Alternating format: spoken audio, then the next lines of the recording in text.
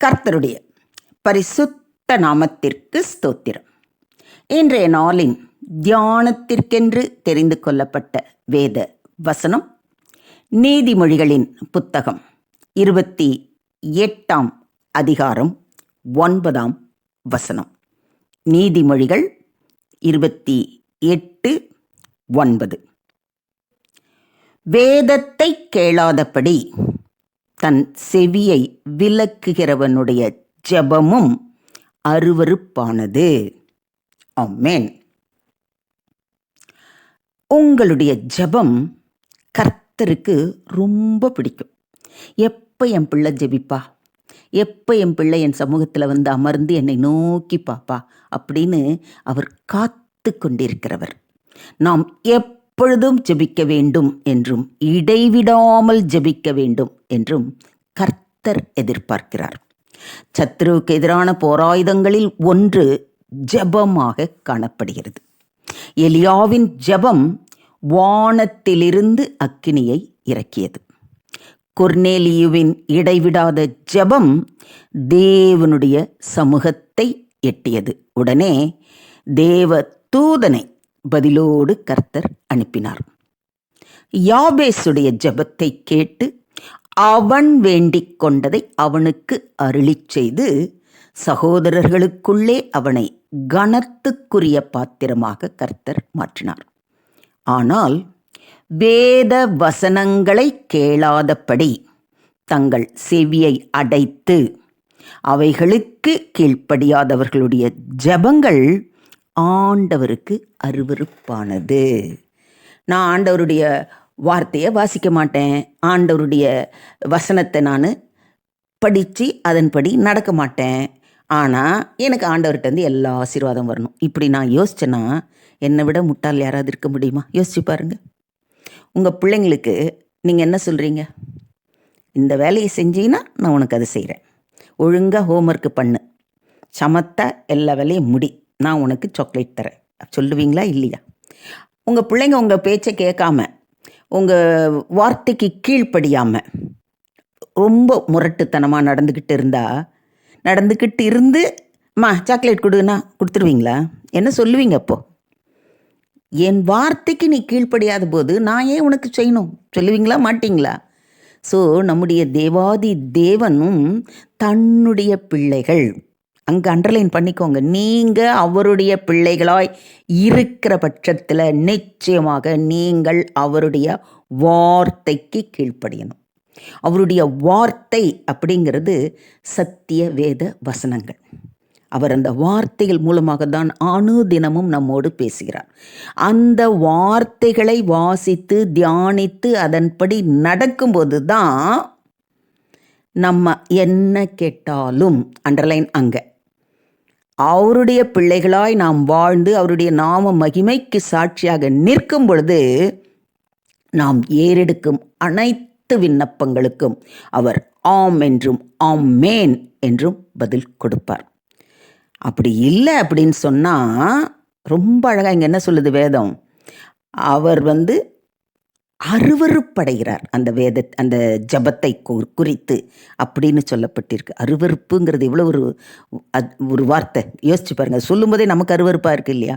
அப்படியானால் நம்முடைய ஜபம் ஆண்டவருக்கு அருவருப்பாக இருக்கணுமா, ஆசீர்வாதமாக இருக்கணுமா? அதாவது விருப்பமான ஜபமாக இருக்கணுமா? அப்பா என் பொண்ணு ஜெபிக்க வந்துட்டாப்பா, அவள் இப்போ ஜெபிக்க போகிறா, நான் அதுக்காக அவள் என்ன ஜெபிக்கிறான்னு நான் கேட்டு அவளுடைய ஜெபத்துக்கு பதில் கொடுக்க போகிறேன்னு அவர் காத்திருக்கணுமா வேண்டாமா? யோசிச்சு பாருங்கள். யூதாவின் ஜனங்களை பார்த்து கர்த்தர் கூறினார், நீங்கள் உங்கள் கைகளை விரித்தாலும் என் கண்களை உங்களை விட்டு மறைக்கிறேன், நீங்கள் மிகுதியாய் ஜெபம் பண்ணினாலும் கேளேன், உங்கள் கைகள் இரத்தத்தினால் நிறைந்திருக்கிறது என்று. இது ஏசாயாவின் தீர்க்கதரிசியின் புத்தகம் 1 அதிகாரம் 15ஆம் வசனத்தில் வாசிக்கிறோம். திரளான பாவங்களை செய்து தீர்க்கதரிசிகள் மூலம் வெளிப்பட்ட கர்த்தருடைய வார்த்தைகளுக்கு செவிசாய்க்காமல் காணப்பட்டதினால் உங்கள் ஜெபங்களை நான் கேட்பதில்லை என்று ஆண்டவர் கூறினார். பெருமை உள்ளவர்களின் ஜெபங்களுக்கு கர்த்தர் பதில் கொடுப்பது இல்லை. இதை தெளிவாக மனதில் பதிய வைத்துக் கொள்ளுங்கள். ஆயக்காரன் பரிசேயர் 2 பேர் ஜெபிக்க வந்தாங்க இல்லையா? என்ன நடந்தது? பரிசேயன் மேட்டிமையான வார்த்தைகளை கூறி ஜெபித்தான். ஆனால் அவனுடைய ஜெபம் கேட்கப்படவில்லை. பாவியாகிய என் மேல் கிருபையாயிரும் என்று தன்னை தாழ்த்தி ஜெபித்த ஆயக்காரனுடைய ஜெபத்தை கேட்டு ஆண்டவர் அவனுக்கு பதில் அளித்தார். நம்முடைய இருதயங்களில் அக்கிரம சிந்தை கொண்டிருந்தால் ஆண்டவர் நமக்கு செவி கொடுக்க மாட்டார். இதை நல்லா ஆழமாக உங்கள் மனதில் பதிய வைங்க. நான் ஜெபிக்கும் பொழுது என் இருதயம் எப்படி இருக்குன்னு என் பக்கத்தில் உட்காந்துருக்கிற என் கூட பிறந்தவங்களுக்கோ என் மகனுக்கோ மருமகளுக்கோ கூட தெரியாமல் இருக்கலாம். ஆனால் என் உள்ளத்தின் ஆழங்களை அறிந்த தேவனுக்கு தெரியும் என் உள்ளத்தில் எவ்வளோ அழுக்கு இருக்கா. அந்த அழுக்கோடையும் அக்கிரம சிந்தையோடையும் நான் ஜெபிக்கிறேனா, இல்லை பரிசுத்த உள்ளத்தோடு நன்றி மிகுந்த இருதயத்தோடு நான் ஜெபிக்கிறேனாங்கிறது அவருக்கு தெரியும். கர்த்தர் இருதயங்களையும் நினைவுகளையும் அவைகளின் தோற்றங்களையும் அறிகிறவர். ஆகையால் நம்முடைய இருதயங்களிலும் நினைவுகளிலும் சிந்தைகளிலும் பொல்லாத எண்ணங்கள் காணப்படக்கூடாது. அவைகள் கர்த்தரை குறித்த காரியங்களினால் நிறைந்திருக்க வேண்டும். ஏழையின் கூக்குரலுக்கு தன் செவியை அடைத்துக் கொள்ளுகிறவன் தானும் சத்தமிட்டு கூப்பிடும்போது கேட்கப்பட மாட்டான் என்று நீதிமொழிகள் 21:13 மிக தெளிவாக நமக்கு அறிவுறுத்துகிறது. யோபு ஏழைகளை அதிகமாக விசாரித்த நீதிமான். ஆகையால் அவன் உபத்திரவப்பட்ட போது அவனுடைய வேண்டுதல்களை கர்த்தர் கேட்டு அவனுடைய சிறையிருப்பை மாற்றினார். முன்னை காட்டிலும் 2 மடங்கான ஆசீர்வாதங்களை அவனுக்கு அருளினார். எனக்கு அன்பான சகோதர சகோதரிகளே, வேத வார்த்தைகளுக்கு நேராக உங்கள் வாழ்க்கையை திருப்புங்கள். கர்த்தருடைய சத்தத்தை நீங்கள் கேட்கும் பொழுது அந்த சத்தத்திற்கு உடனே கீழ்ப்படியுங்கள்.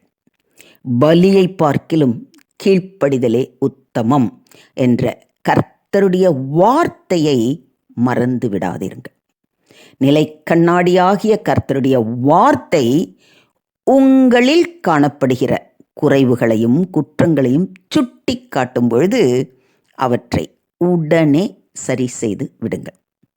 நீங்கள் இடதுபுறம் வலதுபுறம் சாயும்போது வழி இதுவே, இதிலே நடவுங்கள் என்று சொல்லுகிற ஆண்டவருடைய சத்தத்திற்கு செவி சாய்த்து, அவ்வளோதான், இப்படி போ, இந்த பக்கம் போகாத, இந்த பக்கம் நடன்ட்டார்னா அவ்வளோதான். ஏன் எதுக்குன்னு மறு கேள்வியே வேண்டாம். Yes Lord, I obey Lord அப்படின்னு சொல்லி அப்படியே கீழ்ப்படிந்து நீங்கள் நடந்து பாருங்களேன். அந்த வழி அவ்வளவு ஒரு ஆசீர்வாதமான வழியாக உங்களுக்கு அமையும். அப்போது உங்கள் ஜெபங்கள் கர்த்தருக்கு பிரியமானதாக இருக்கும். உங்கள் ஜெபங்களை கர்த்தர் கேட்டு நன்மையான ஈவுகளை தந்தருளி உங்களை ஆசீர்வதித்து உயர்த்துவார். இதை விசுவாசிக்கிறீங்களா? ஸோ இன்றே அவர் சமூகத்தில் அமரும்போது உங்கள் உள்ளத்தில் இருக்கிற எல்லா எண்ணங்களையும், அக்கிரம சிந்தைகள் இருந்தாலும் சரி, அடுத்தவங்க மேலே கோபம் இருந்தாலும் சரி, வெறுப்பு இருந்தாலும் சரி, எல்லாவற்றையும் கர்த்தாவே என் உள்ளத்தை பரிசுத்தத்தால் நிரப்பும் ஆண்டவரே, என் உள்ளத்தில் இருக்கிற அழுக்கு, குப்பை, இருள் எல்லாவற்றையும் நீக்கி போட்டு பரிசுத்த இருதயத்தோடு உம்மை நோக்கி பார்க்க எனக்கு கிருபை தாரும் என்று அவர் பாதம் அமர்ந்து முற்றிலுமாக அவர் கரத்திலே உங்களை ஒப்புக்கொடுங்கள். அதுக்கப்புறம் நீங்கள் கேட்கக்கூட வேணாங்க. உங்களுடைய தேவைகள் இன்னதென்பதை முன்னமே அறிந்திருக்கிற தேவன் நீங்கள் கேட்பதற்கு முன்னதாகவே அற்புதமான ஆசீர்வாதங்களை அருளி செய்வார். தேவனுக்கே மகிமை உண்டாவதாக. ஆமேன், ஆமேன், ஆமேன்.